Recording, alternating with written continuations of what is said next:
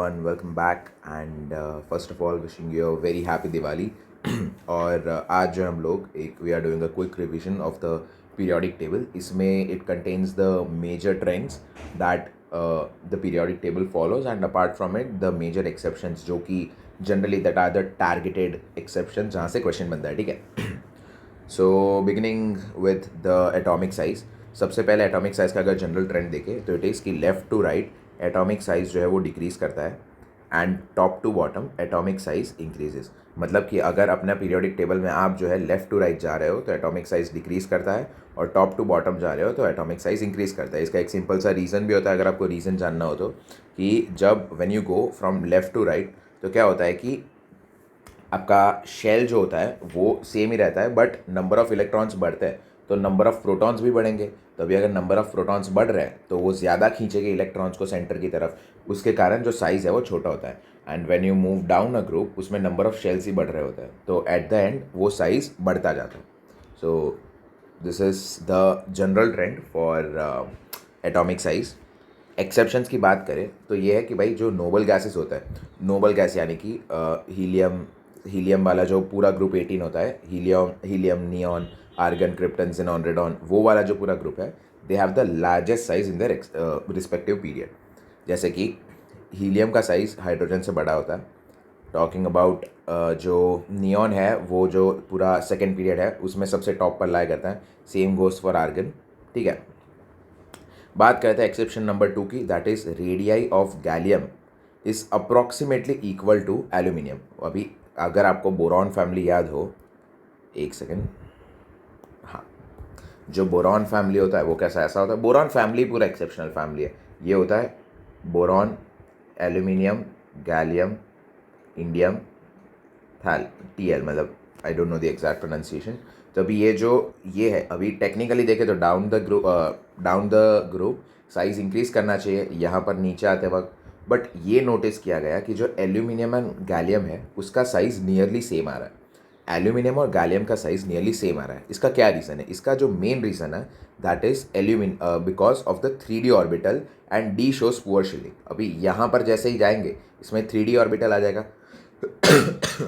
Sorry, यहाँ पर जो है 3D ऑर्बिटल आ जाएगा. अब जो डी ऑर्बिटल है, अगर आपने केमिकल बॉन्डिंग में पढ़ा होगा तो शील्डिंग इफेक्ट एस की सबसे ज़्यादा होती है, फिर पी की थोड़ी सी ठीक ठाक होती है और डी की बहुत कम होती है और एफ की तो ना के बराबर ही होती है. So the shows poor shielding, जिसके कारण एल्यूमिनियम और गैलियम की जो रेडियाई है, atomic radii, that is nearly the same. So यहाँ से काफ़ी क्वेश्चन आते हैं. मूविंग फॉरवर्ड, ये मैंने जस्ट लिखा था कि भाई एक्सपेक्टेशन होता है कि भाई गैलियम का बड़ा होगा, पर ये तो भाई उल्टा ही हो गया, ये तो दोनों का सेम आ गया. तो यहाँ पर आप फंसो ना, इसलिए this is an important thing. ये मैंने लिखा भी है कि गैलियम में जो है अट्रैक्शन बहुत बढ़ जाता है. रेडियाई ऑफ, ये अनदर इंपॉर्टेंट पॉइंट इज़ कि जो 4D और 5D ऑर्बिटल्स होते हैं, मतलब यानी कि जो 4D सीरीज़ और 5D सीरीज़ होती है उसमें बहुत ही पुअर स्क्रीनिंग होती है ड्यू टू 4f14 इलेक्ट्रॉन्स. जो मैंने अभी कहा कि जो 4f होता है उसमें, मतलब जो f ग्रुप होता है वो एकदम मिनिमम शील्डिंग यानी कि ना के बराबर शील्डिंग दिखाता है. और साथ ही साथ उसमें लैंथेनॉइड कॉन्ट्रैक्शंस भी होते हैं, इसीलिए वो बहुत ही क्या कहता है, छोटा सा, मतलब बहुत ही कम स्क्रीनिंग दिखाता है. ठीक है, साइज़ दिखाता है, सॉरी. अभी है ये कि ये जो इन जनरल जो बिगिनिंग्स होते हैं 3D 4D 5D, उसको मैं ऐसे SCY LA, लैंथेनियम, यूट्रियम और स्कैंडियम से रिप्रेजेंट करते हैं, तो उनका एक सिग्निफिकेंट साइज़ होता है. बट जैसे ही इसमें नॉर्मल 10 लगता है, बट जैसे ही आप आगे जाते हो तो जो जिंक्रोनियम और हॉफनियम की साइज़ आप देखोगे तो वो नियरली सेम होगी. बात करते हैं कि भाई ये एक इम्पॉर्टेंट सा सीरीज़ जो आपको सभी को पता ही होगा, जो आपको याद करना ही चाहिए. इनफैक्ट ये पूरा जो कोऑर्डिनेशन है उसमें भी ये काफ़ी इंपॉर्टेंट है और डी ब्लॉक के लिए भी काफ़ी इंपॉर्टेंट है. दैट इज़ कि 3D सीरीज़ अपना scandium, TI, vanadium, chromium, manganese, ferrous, cobalt, निकल, कॉपर, जिंक. अब ये जो है ना, ये पूरा एटॉमिक साइज़ का ही ट्रेंड है. आप देखोगे कि स्कैंडियम से लेके क्रोमियम, मतलब मैंगनीज तक या तो फिर फेरस तक जो साइज़ है वो सेम ट्रेंड फॉलो करता है. अक्रॉस लेफ़्ट टू राइट जाने पर कम हो रहा है, बट जैसे ही फेरस, कोबाल्ट, निकल, इसका इन तीनों का साइज़ जो है वो ऑन एन एवरेज काफ़ी सेम रहता है. ये एक डिफरेंट ट्रेंड फॉलो करता है. बट आप जैसे ही वापस कॉपर और जिंक पे जाओगे वहाँ पर उल्टा ही हो जाता है, वहाँ पर कॉपर का साइज़ कम होता है, जिंक का ज़्यादा होता है। इसमें ये है कि भाई इनिशियली जो है न्यूक्लियर चार्ज डोमिनेट करता है और उसके बाद इलेक्ट्रॉन इलेक्ट्रॉन रिपल्शन डोमिनेट करता है। यहाँ पर electron electron repulsion nearly same रहता है और यहाँ पर वो काफ़ी बढ़ जाता है, इसीलिए कॉपर का जिंक का जो साइज़ है वो कॉपर से ज़्यादा है। Talking about the next thing that is ionic radii.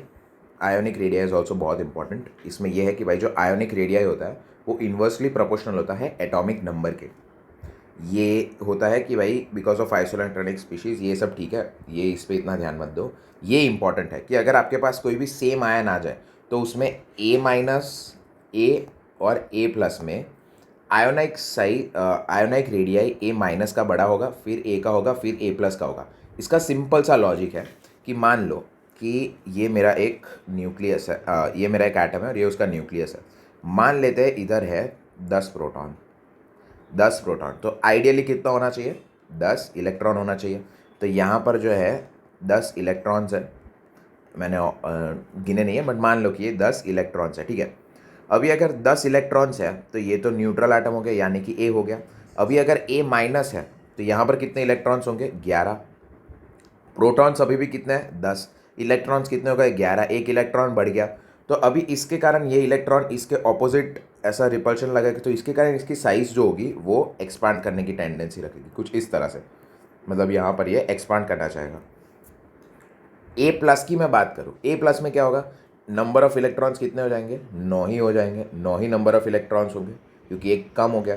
अभी प्रोटॉन्स अभी भी कितने हैं, 10 है, तो अभी प्रोटॉन्स डोमिनेट कर रहे हैं। तो अब ये जो पूरे प्रोटॉन्स है वो इस पूरे को, इसकी पूरे की एटॉमिक रेडियाई को अंदर की तरफ खींचेंगे, जिससे उसका साइज छोटा होता जाएगा। तो ये है बेसिक कंसेप्ट कि ऐसा क्यों होता है। बात करते हैं अभी कि भाई हाइड्रेटेड रेडियाई क्या होता है। हाइड्रेटेड रेडियाई मतलब कि आप कोई भी एक, आपके पास आयन है, उस आयन को आपने पानी में डाल दिया। जैसे ही आपने पानी में डाला तो वहाँ पर एक चीज़ अकर होती है जिसको हाइड्रेशन कहते हैं। Hydration, hydration.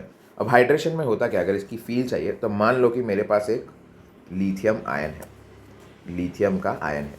अभी अगर मैंने इसको पानी में डाला तो यहाँ पर जो जितने भी H2O मॉलिक्यूल्स होते हैं वो इस पूरे आयन को घेर लेता है, पूरे के पूरे आयन को इस तरह से घेर लेता है। ऐसा करते करते करते इसको घेर लेता है। तो इसका एक नया इस जो ये जो फिनोमिनन हुआ, जिस जैसे पानी ने उसको घेरा, उसके कारण यहाँ पर इसका जो साइज़ है उसमें एक चेंज आता है, और वही चेंज आता है, उसी चेंज को अपन बोलते हैं हाइड्रेटेड रेडियाई। अभी उसका क्या ऑर्डर होता है, अगर हाइड्रेटेड रेडियाई में देखेंगे तो उसमें ये चेंज दिखता है कि जो आयनाइक रेडियाई होता है ना, ये आयोनाइक रेडियाई है, उसका ऑपोजिट हाइड्रेटेड रेडियाई में दिखता है। तो मैं लिख देता हूँ कि ऑर्डर ऑफ हाइड्रेटेड रेडियाई।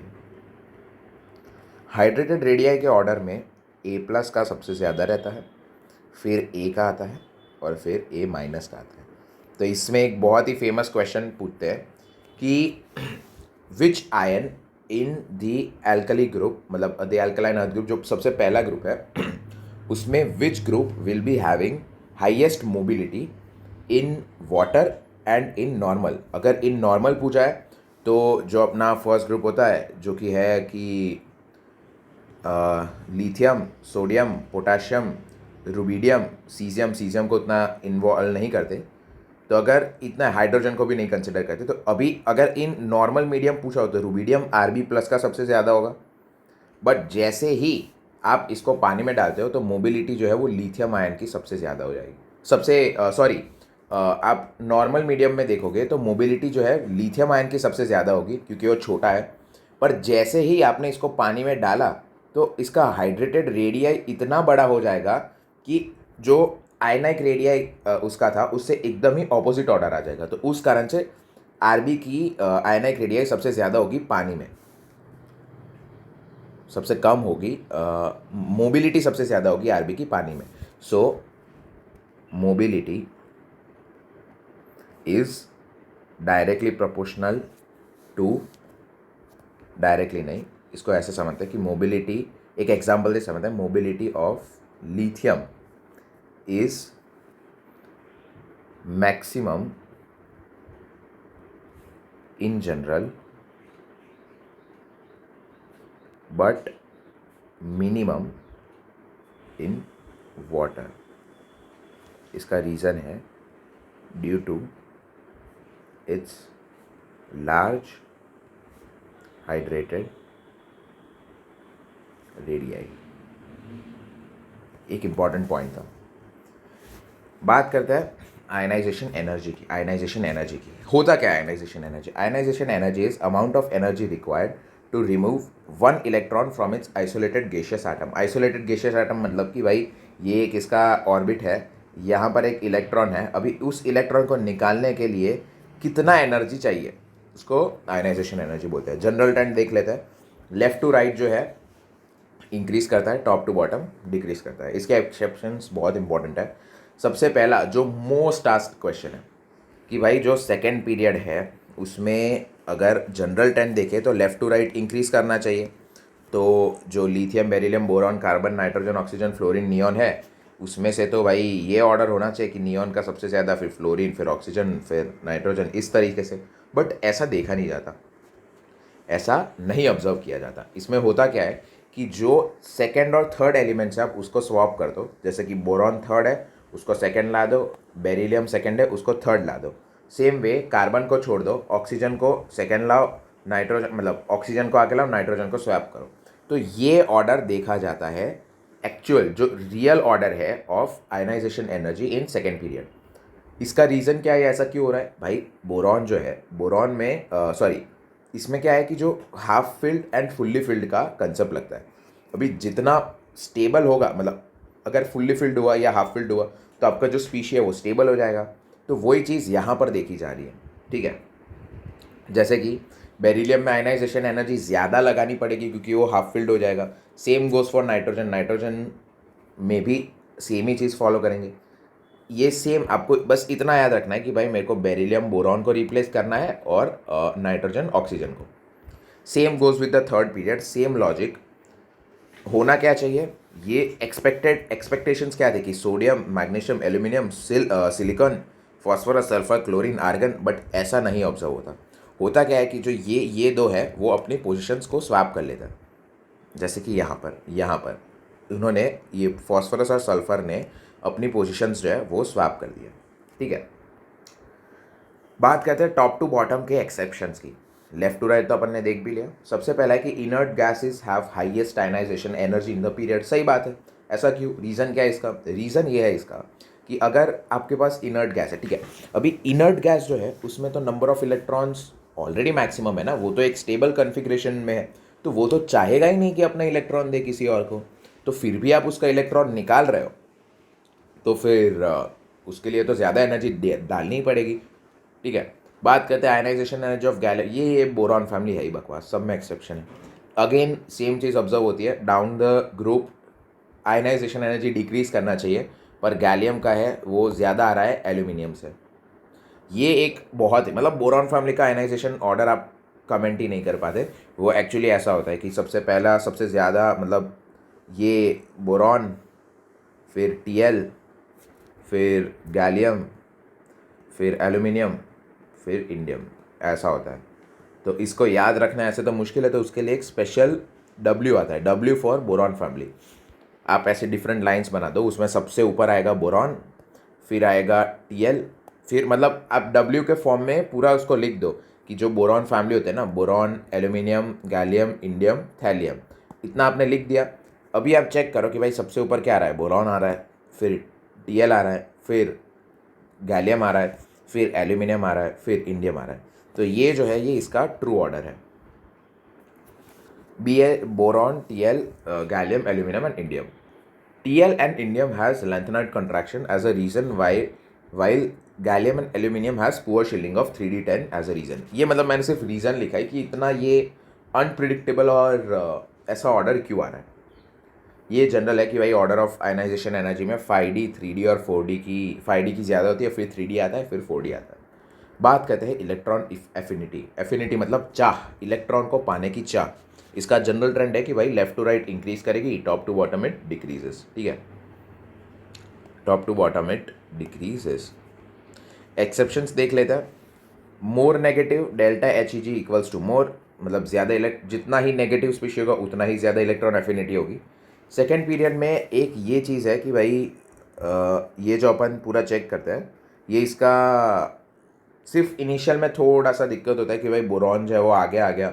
ये आपको याद ही करना पड़ेगा, इसका कोई ऑप्शन नहीं है। और ये है कि भाई जो डेल्टा इलेक्ट्रॉन की एंथैल्पी है ऑक्सीजन की पॉजिटिव होती है, मतलब इस नियरली ज़ीरो और पॉजिटिव। ट्रिक इसको याद कर लो कि बेटे ने ना बोलकर लड़की को भगाया, फंसाया। और थर्ड पीरियड में है कि ये एक इम्पॉर्टेंट पॉइंट है जो मैंने यहाँ पर मतलब गलत लिखा है। आर्गन जो है ना, आर्गन को मैंने यहाँ लिखा है, बट आर्गन की मैक्सिमम इलेक्ट्रॉन एफिनिटी होती है पूरे पीरियोडिक टेबल में। तो इसको याद करने का ये है कि भाई ट्रिक ये है कि बेटे ने ना बोलकर लड़की को फंसाया और मैंने और अलका ने प्यारी सी शादी कर ली। Thanks to our OG Pankaj sir जिन्होंने ये ट्रिक सिखाई थी याद करने के लिए। It's really helpful. इसको आप एक बार ध्यान से स्क्रीनशॉट ले लो या पढ़ लो, ये आपको याद करना पड़ेगा। ये बहुत इंपॉर्टेंट चीज़ है कि नोट, जनरली जो फर्स्ट इलेक्ट्रॉन गेन एंथैल्पी होती है वो नेगेटिव होती है और माइट बी पॉजिटिव, बट ये चीज़ हमको हमेशा याद रखनी है कि जो सेकेंड डेल्टा एच ई जी होगी, यानी कि सेकेंड इलेक्ट्रॉन गेन एंथैल्पी होगी, वो ऑलवेज पॉजिटिव आएगी, ऑलवेज पॉजिटिव। ठीक है, बिकॉज सेकेंड केस में इलेक्ट्रॉन इलेक्ट्रॉन रिपल्शन बहुत ज़्यादा हो जाएगा, तो इलेक्ट्रॉन डालने के लिए बहुत ज़्यादा एनर्जी आपको देनी पड़ेगी। एक इम्पॉर्टेंट क्वेश्चन इसमें और आता है कि मान लो आपको है ना 5 से ऐसा दे देंगे कि भाई डिफरेंट नंबर ऑफ इलेक्ट्रॉन के एंथैल्पीज आर एज फॉलोज।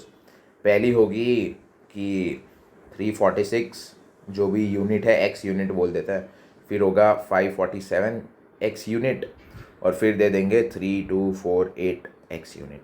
तो बताओ भाई ये जिस भी ये के मेटल की इलेक्ट्रॉन गेन एंथैल्पीज है, 3 इलेक्ट्रॉन गेन एंथैल्पीज, तो इसका वैलेंसी क्या होगा? तो इसका वैलेंसी क्या हो जाएगा? 2 हो जाएगा। 2 क्यों होगा भाई? देखो यहाँ पर जो इलेक्ट्रॉन का एनर्जी का डिफरेंस है वो उतना सिग्निफिकेंट नहीं है, बट यहाँ पर एक बहुत ही बड़ा चेंज दिख रहा है, यहाँ पर काफ़ी बड़ा चेंज दिख रहा है।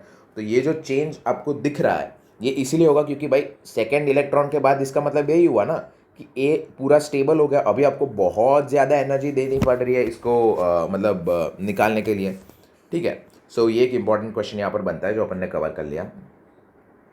हेलोजन्स के बारे में इलेक्ट्रॉन गेन एंथैल्पी का सिर्फ इतना ही है कि भाई जो नॉर्मल ऑर्डर होता है ना उसमें बस फ्लोरीन आगे आ जाता है due to its large size, और क्लोरीन आगे आ जाता है due to its large size, because size of fluorine is comparatively very small. Oxygen family देख लेते हैं, जो आपको याद ही होगा वो स्टाइल से टीपो। उसमें क्या होता है कि ऑक्सीजन की अपन ने अभी देखा कि delta H E G is nearly zero और पॉजिटिव। तो पॉजिटिव है तो भाई इसको सबसे पीछे डाल दिया, बाकी पूरा सेम रहता है, सल्फर सेलेनियम टेलियम पोलोनियम और ऑक्सीजन। इलेक्ट्रोनेगेटिविटी के जनरल ट्रेंड देख लेता है। लेफ्ट टू राइट जो होती है electron negativity increases, top to bottom it decreases. Something important to remember, ये आप याद रख लो कि लिथियम की 1, बेरिलियम की 1.5, बोरॉन की 2, कार्बन की 2.5, नाइट्रोजन की 3, ऑक्सीजन की 3.5, फ्लोरीन की 4। ये आपको याद रखोगे तो बेटर है। याद रखने का तरीका, एक चीज़ तो अपन सबको याद रहती है कि भाई फ्लोरीन की मैक्सिमम है 4। अब बस उसके आगे जितना भी पूरा सेकेंड पीरियड है वो पूरा लिख दो और 0.5 कम करते जाओ। ये इसका एक not exact data but round of data है। ठीक है, ये है कि भाई हाइड्रोजन फॉस्फोरस की नियरली 2.1 होती है, और ये कार्बन आयोडीन एस और सल्फर उसकी नियरली 2.5 होती है। नाइट्रोजन और क्लोरीन की नियरली सेम 3.1 होती है। और ये पूरा जो डेटा है वो पॉलिंग्स प्रिंसिपल के अकॉर्डिंग है। बात करते हैं नेचर ऑफ ऑक्साइड्स की। जनरल ट्रेंड ये है कि भाई जो नॉन मेटेलिक ऑक्साइड्स होते हैं वो एसिडिक गिनाते हैं, और जो मेटेलिक ऑक्साइड्स होते हैं वो बेसिक गिनाते हैं। Non metallic oxides acidic, metallic oxide basic. Amphoteric oxides क्या होता है? जो दोनों ही नेचर शो कर पाते हैं। ये जो जनरल है वो अगेन ये वो है जो जनरल ट्रेंड है, ट्रेंड तो नहीं कहेंगे, this is the general species जो एम्फोटेरिक ऑक्साइड्स बनाते हो, जैसे कि vanadium, chromium, zinc, aluminium, S N, P B, B E. इसको याद करने का तरीका, वरना कार में जनाबे अली सनक पड़े बे। Again thanks to our OG Pankaj sir जिन्होंने ये ट्रिक सिखाई। ऑक्साइड्स जो एम्फोटेरिक है वो ये है V2O5, Cr2O3, ZNO, Al2O3, SNO, SNO2। अगर आपने सॉल्ट एनालिसिस अच्छे से पढ़ा है तो this thing is completely covered. ठीक है, ये सारे जो है मैक्सिमम प्रोबेबिलिटी क्वेश्चंस की थी वो यहाँ पर आ गई। न्यूट्रल ऑक्साइड्स की बात करें तो इसमें केवल 3 ही है, NO, N2O, CO, ये 3 को याद रख लो। अगर न्यूट्रल ऑक्साइड्स आई, ये 3 ही न्यूट्रल ऑक्साइड्स हैं। ट्रेंड अगेन मैंने सिर्फ लिखा था कि एसिडिक स्ट्रेंथ का क्या ट्रेंड होता है। Left to right acidic strength बढ़ती है, बेसिक स्ट्रेंथ कम होती है। Top to bottom basic strength बढ़ती है और एसिडिक स्ट्रेंथ कम होती है। ऑफ कोर्स नीचे मेटालिक कैरेक्टर बढ़ता है तो बेसिक स्ट्रेंथ बढ़ेगी। राइट साइड जाओगे तो मतलब लेफ्ट टू राइट जाओगे तो मेटालिक कैरेक्टर कम होता है, बेसिक स्ट्रेंथ कम होगी, एसिडिक स्ट्रेंथ बढ़ेगी। ये एक इम्पॉर्टेंट एक्सेप्शन है कि भाई KO2 जो है वो एक सुपर ऑक्साइड होता है, CSO2 है सॉरी वो एक सुपर ऑक्साइड होता है, BaO2 जो है वो एक पेरोक्साइड होता है। ये आपको याद करना है। वैसे तो आप आगे पढ़ोगे तो आपको पता चल जाएगा, ये इतना वैसे इंपॉर्टेंट है। अभी आपको लग रहा हो कि ये याद करना पड़ेगा, बट जैसे ही आप आगे के चैप्टर्स करोगे ना, you will get to know कि दिस इज़ लाइक वो हो ही गया फ्लो के साथ। तो इसी के साथ चैप्टर ख़त्म, मौज करो। एंड इफ़ यू आपको वीडियो अच्छा लगा, do make sure you like the video and do let me know if you have any suggestions. Thank you so much.